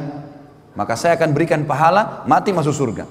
Di sana akhwat kita juga begitu. Ini suamimu ya, ini tanda kutip boneka yang saya titipin. Layani dia, penuhi kebutuhan biologisnya, makanannya, pakaiannya, cuci segala macam, pakai masakannya, segala macam karena saya akan kasih balasan. Tinggal sabar sampai mati sudah dapat balasan. Ini variabel-variabel hukum yang harus kita paham. Jadi kita berbuat baik pada mereka, anak kita, orang tua kita, semua ini Allah yang berikan hubungan variabel dan ada bentuk ketaatan kepadanya. Harus difahami. Hajar alaihissalam pergi. Dikatakan dalam sebuah athar, sepanjang jalan Hajar nggak pernah nanya mau kemana hai suamiku, nggak pernah nanya. Ibrahim AS istirahat, disiapin makannya, dilayani. Jauh, Palestina ke Mekah teman-teman, dengan unta, dengan kuda tercepat sebulan perjalanan. Kuda tercepat. Ibrahim AS dari Palestina ke Mekah waktu itu pakai unta. Lebih lama lagi. Tiba di lembah itu, belum ada Ka'bah. Karena perlu kita tahu ya, Ka'bah ini teman-teman dibangun pertama oleh Adam alaihissalam bersama dengan anaknya Syith alaihissalam. Syith adalah anak Adam yang sangat saleh, terkenal. Tulisannya Shin Ya Tha, Syith. Ini orang saleh sekali dan dia bersama ayahnya membangun nanti tentu ada kisah dalam kisah Nabi-Nabi, saya akan jelaskan insyaallah.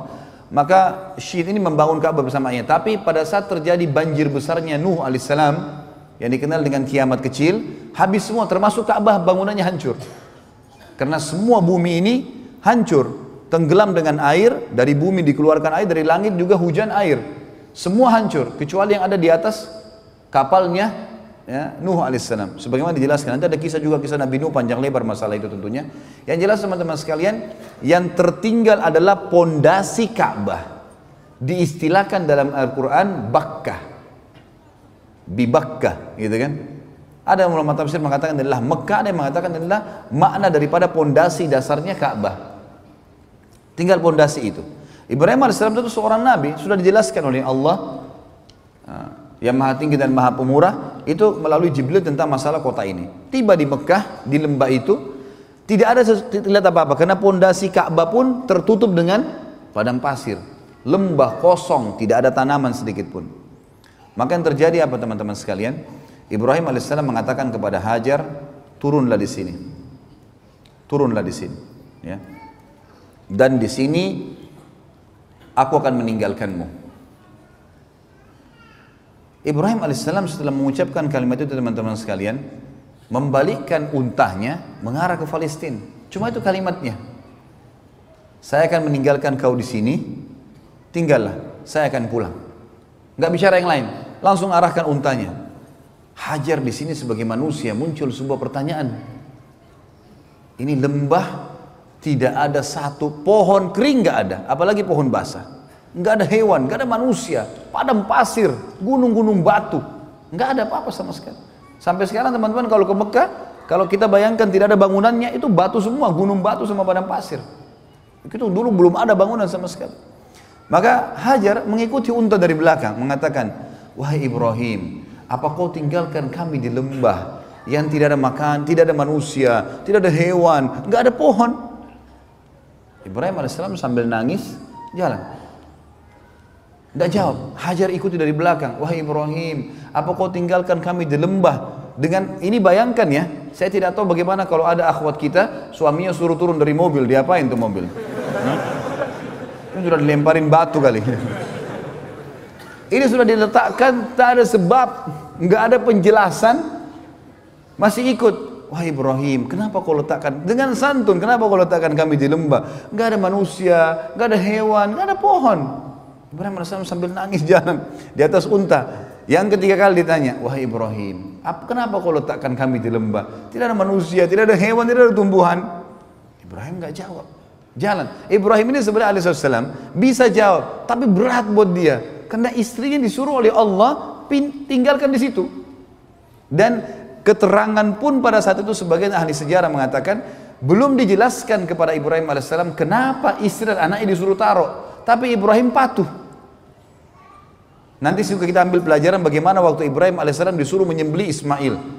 Keterangan cuma mimpinya sembelih anakmu. Nggak ada keterangan yang lain ini. Nggak ada keterangan nanti kalau kau patuhi nanti akan saya ganti dengan kambing. Nggak ada.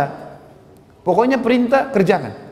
Sama Musa alaihissalam, kita ambil pelajaran dari para nabi luar biasa. Disuruh angkat tongkatnya, cambuk ke Laut Merah. Musa tidak tahu ini air mau jadi terbang kamu apa. Pokoknya perintah Allah, cambuk tongkatmu. Tongkat ini biasa dipakai untuk mengurus gembalaannya, tongkat kecil. Musa alaihissalam patuh, lakukan. Orang mukmin begitu. Kerjain dulu, nggak usah nanya kenapa. Kenapa duhur sama asar 4 rakaat, kenapa Allah protes lagi? Kenapa nggak dikasih jam 2 saja 4 rakaat sekali? Yang menciptakan urat sarafmu, mengalirkan darah ngalir situ, itu yang mau ciptakan langit dan bumi, patuh dulu sebagai hamba. Lalu ada hikmah, nanti hikmah itu melengkap, kerjain dulu. Masa sekarang kalau antum lapar masih bertanya kenapa saya lapar? Hah? Makan dulu kan?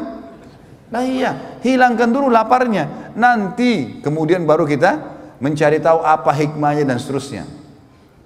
Yang jelas Ibrahim alaihissalam nangis karena Ibrahim cuma tahu perintah Allah, antar istri anakmu di lembah itu, turunkan, tinggalkan.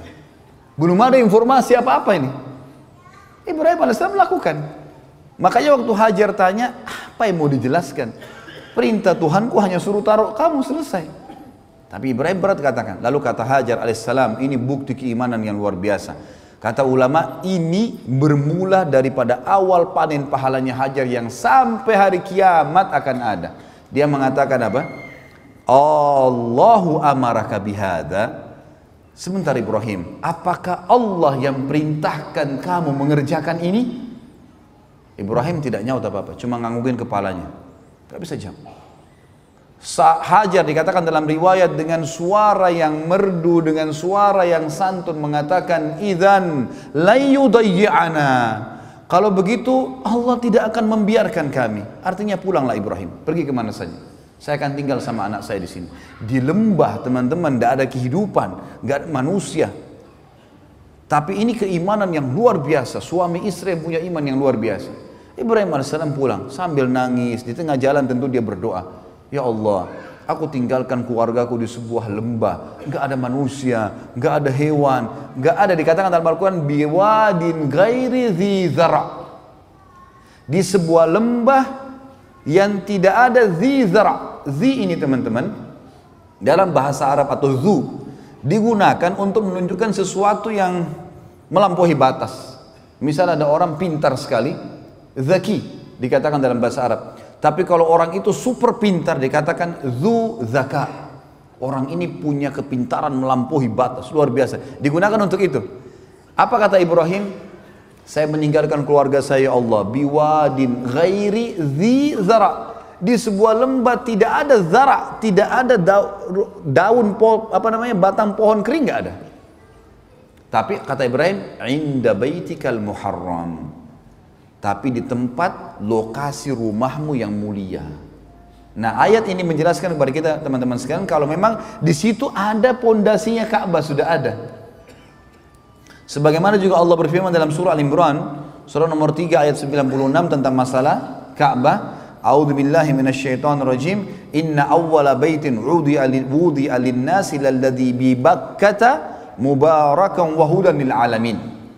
Sesungguhnya rumah yang mula-mula dibangun untuk Allah beribadah, ya, agar manusia bisa beribadah kepada Allah di muka bumi adalah Baitillah di Bakkah.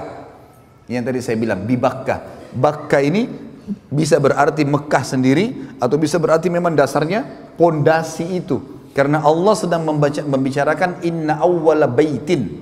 Sesungguhnya rumah pertama untuk ibadah. Maka berarti yang dimaksud adalah pondasinya juga di sini bisa berarti gitu. Yang penuh dengan berkah dan petunjuk bagi seluruh alam semesta. Petunjuk bagi seluruh alam semesta.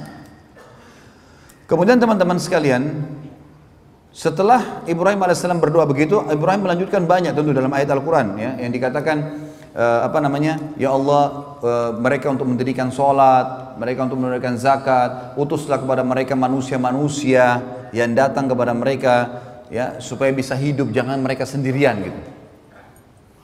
Tentu kita tinggalkan dulu kisah Ibrahim alaihissalam. Saya mau tutup teman-teman dengan kisah Hajar.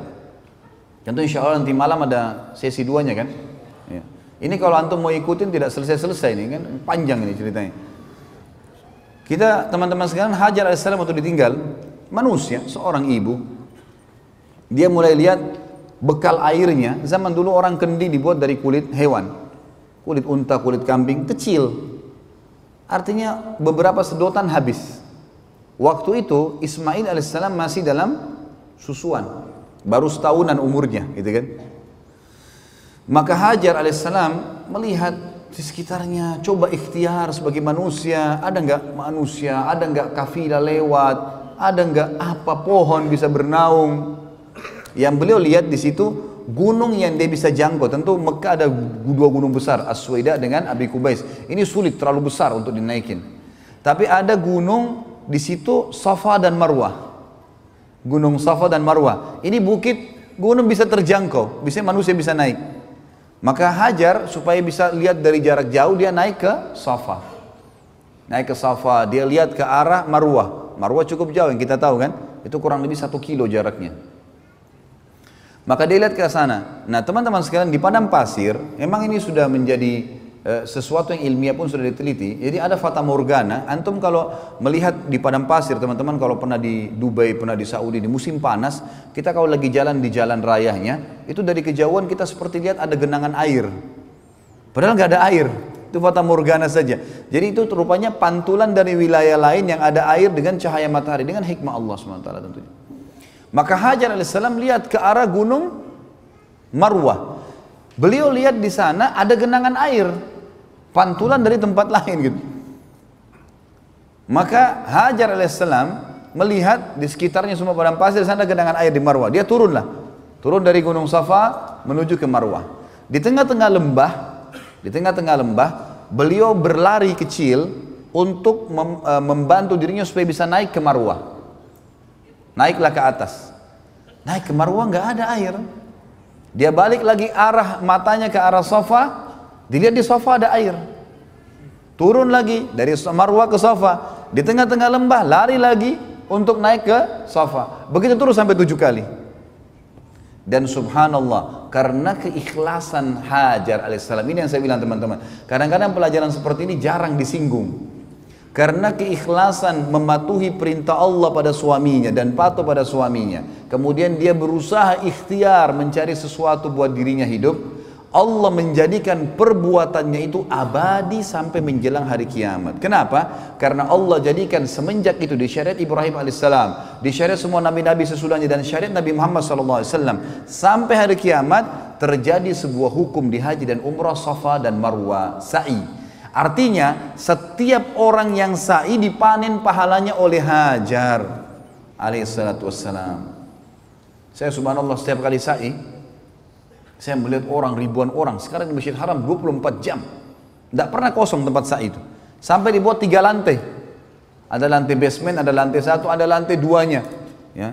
Itu sampai penuh semuanya orang sa'i. Saya berpikir berapa banyak pahalanya Hajar alaihissalam. Karena dia pemicunya kan, gara-gara itu keluar sebuah hukum, Allah hormati, dikekalkan. Sebenarnya nanti kita lihat juga waktu Ibrahim alaihissalam bangun Ka'bah, bekas pijakan kakinya disuruh orang sholat di belakangnya, kan gitu. Ini karena menghormati bagaimana perjuangan-perjuangan mereka dalam agama, bagaimana Allah menilai itu. Tinggal butuh patuh saja. Semua bekas kepatuhan dengan keikhlasan akan berbekas menjadi amal jariah yang besar. Itu poin yang harus disadari teman-teman sekalian. Maka Hajar alaihissalam setelah 7 kali bolak-balik ternyata sama, nggak ada. Dan sekarang menjadi sebuah hukum, dari Safa ke Marwah itu selalu hitungannya ganjil tentunya, 1, 3, 5 dan 7. Dari Marwah ke Safa yang genap, putaran kedua, putaran keempat dan putaran keenam. Kadang-kadang kalau saya pandu jemaah haji atau jemaah umroh saya bahasakan begitu. Supaya nggak lupa, pokoknya dari Safa ke Marwah selalu putaran kita yang ganjil tuh. Yang 1, 3, 4, 1, 3, 5, 7. Dan Marwah ke Safa itu yang genap 2, 4, dan 6 gitu. Dan di tengah-tengah lembah, sekarang oleh Saudi tentunya sudah ditutup pakai marmer ya. Dulu itu agak cekung, tapi sekarang sudah tutup marmer, jadi sudah mulai agak rata dan di situ ditaruh lampu warna hijau. Gitu. Ditaruh lampu untuk menjelaskan kalau dulu hajar di sini berlari kecil dan kita sunnahnya berlari kecil. Kalau laki-laki disuruh berlari, kalau perempuan ya mempercepat langkahnya atau berlari kecil yang kita bahasakan tadi. Baik, setelah 7 kali teman-teman bolak-balik ternyata ini adalah fata morgana, nggak ada air, maka Hajar pun ambil ikhtiar untuk kembali ke arah anaknya. Waktu itu Ismail salam ditaruh di tanah, ditinggalkan di sebuah tempat yang disusun batu-batu dari padang pasir di sekitarnya untuk menaungin minimal dari panas. Yang terjadi waktu dia kembali alaihissalatu wassalam, dia melihat di sebelah kakinya Ismail alaihissalam ada mata air. Ada 3 riwayat yang menjelaskan masalah itu, yang 2-nya masih didoifkan para ulama, yang 1 disahihkan. Yang pertama dikatakan air itu keluar dari sentakan kakinya Ismail pada saat menangis, dan ini dilemahkan. Ada riwayat kedua mengatakan keluar dari telapak kakinya untahnya Ibrahim alaihissalam, ini juga dilemahkan. Yang ketiga adalah ini yang disahihkan, Jibril alaihissalam datang dan mengepakkan dengan sayapnya, lalu keluarlah mata air tersebut. Waktu datang Hajar lihat, bayangkan teman-teman kalau kita sa'i sekarang saja dengan kondisi pakai AC, lalu kita sa'i masih haus tuh. Hah? Benar gak? Senyap betul ini. Hah? Ini senyap sudah mau berhenti atau masih mau dengar? Ini sudah 2 jam lebih kita ngomong ini. Masya Allah. Taib. Ala kulli hal, teman-teman sekalian, sekarang saja kalau sa'i, apalagi kalau musim panas, kita butuh air zam-zam, dan diletakkan oleh kerajaan Saudi, Masya Allah, jazakumullah khair, dengan air zam-zam banyak. Bayangkan zaman dulu Hajar alaihissalam, plong terbuka, tidak ada atap, lari-lari nyari air dari 7 kilo nih, sekilo itu ke 7 kilo, lari, kembali, begitu lihat mata air, kira-kira apa yang terjadi? Hajar alaihissalam buru-buru mendatangi air tersebut, karena dia tahu dia cuma 2 sama anaknya. Lalu dia membuat bendungan dari tanah padang pasir sama tangannya. Alaihissalatu wassalam dibuat bendungan sambil dia mengucapkan bahasanya orang Babilonia. Maaf, bahasanya orang Mesir. Bahasa asli Kipti. Dia mengatakan zam zam. Apa artinya itu? Berkumpullah, berkumpullah. Gitu kan? Kata ulama, karena ucapan kalimatnya saja ini Hajar alaihissalam, ini pelajaran kedua amal jariah yang besar. Semenjak kalimat zam-zam keluar dari mulut setiap orang, Hajar panen pahalanya. Lihat ibrah yang luar biasa itu. Bagaimana orang panen pahala hanya karena ketulusan kepada Allah. Sedikit bergerak, pahalanya berlipat-lipat. Gitu kan? Tentang sholat duha misal, saya kasih contoh keluar dari sini. Kata Nabi SAW, di dalam tubuh manusia ada 360 sendi. Kalau dia harus bersedekah untuk 360 sendinya sebagai tanda syukur kepada Allah agar sendi-sendinya bisa bagus, bertahan.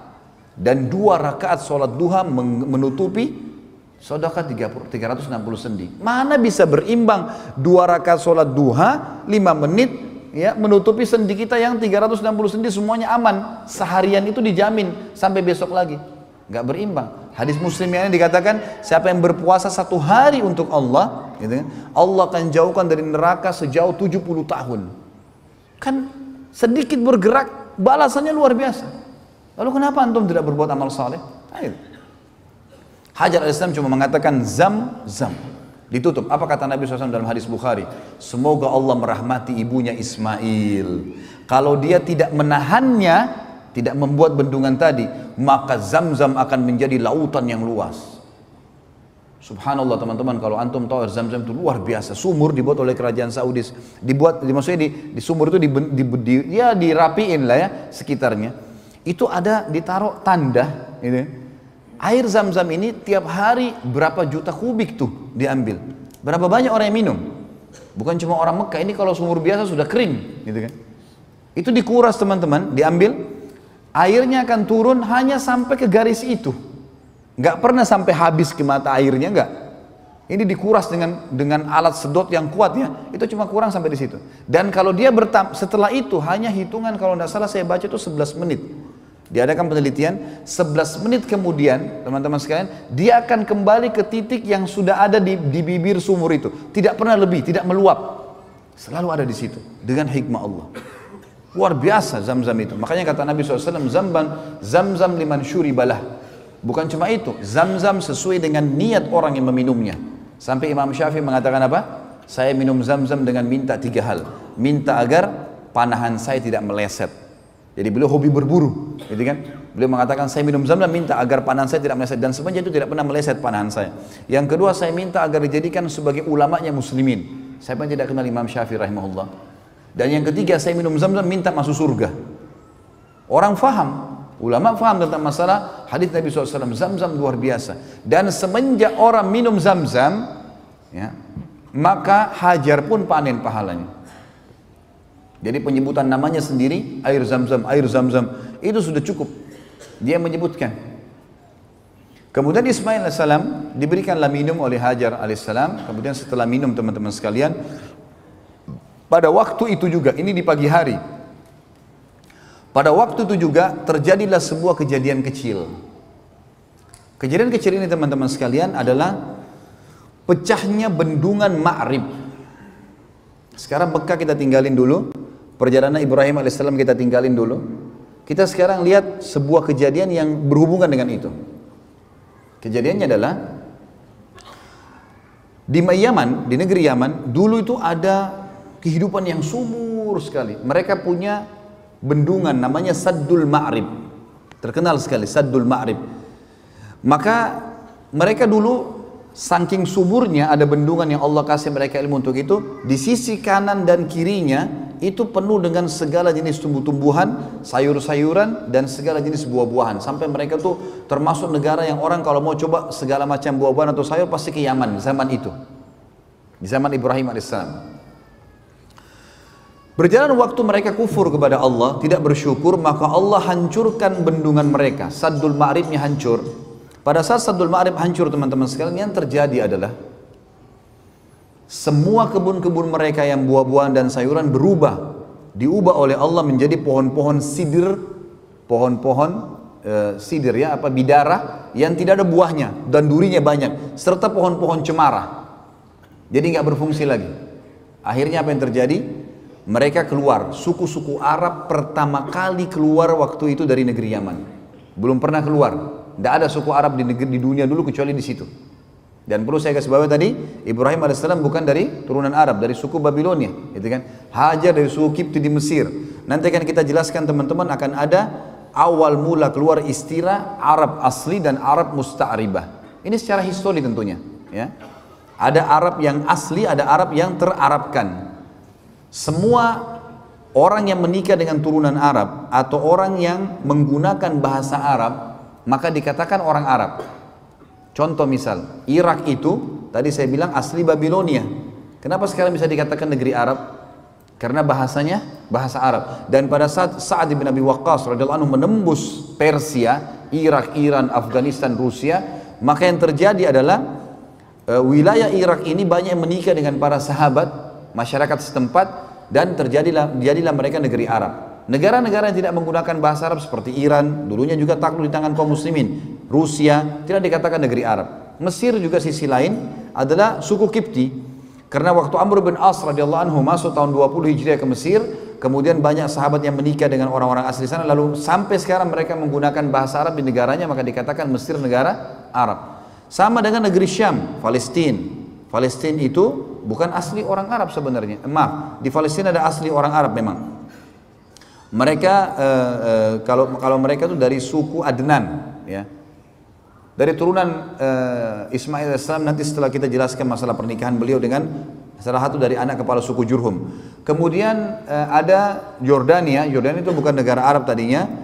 Libanon, Syria, ini semua tidak menggunakan, tapi karena menggunakan bahasa Arab setelah menikah juga dengan para sahabat yang dipimpin oleh Abu Ubaidah bin Jarrah dan Khalid bin Walid radhiyallahu anhu di perang yang terkenal banyak sekali di sana, peperangan penembusan negeri Syam, maka mereka jadi bahasa Arab. Sama juga dengan Tunis, Jazair, Maroko. Tiga ini terkenal dengan suku Barbar, asli suku Barbar. Tapi karena berbaur dengan sahabat, menikah dan seterusnya, hanya menggunakan bahasa Arab dikatakan negeri Arab. Baik. Awal mulanya suku Arab keluar dari Yaman karena hancurnya Saddul Ma'rib.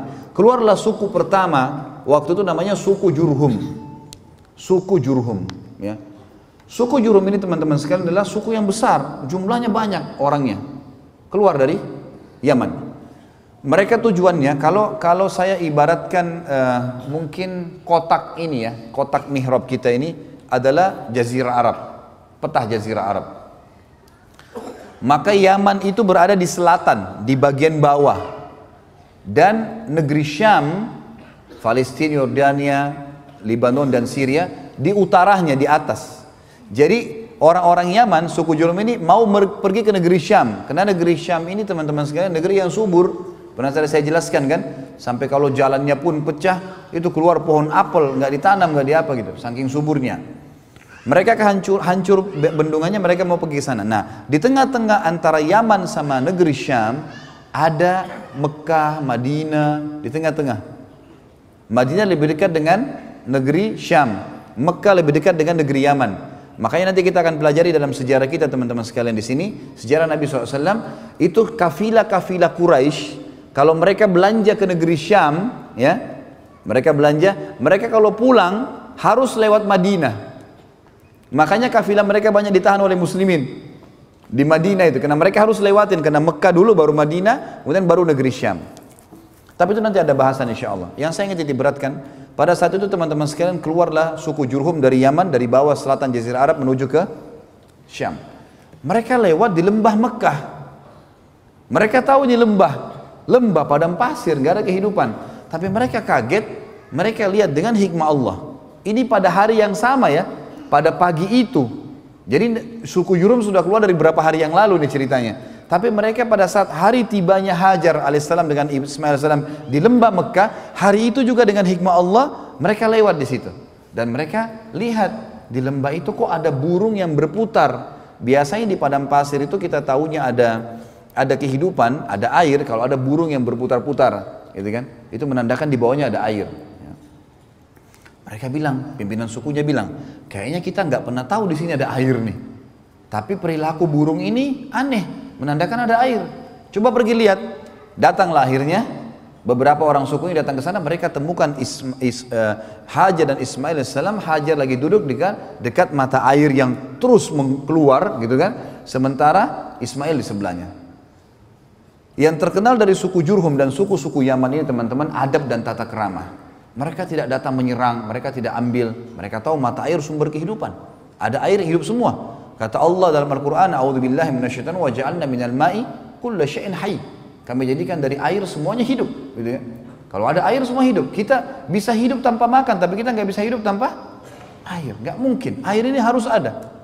Lalu mereka pun berkata kepada Hajar, datang pimpinannya, wahai ibu, bisa nggak kami ini suku keluar dari Yaman, kehabisan air, nggak ada.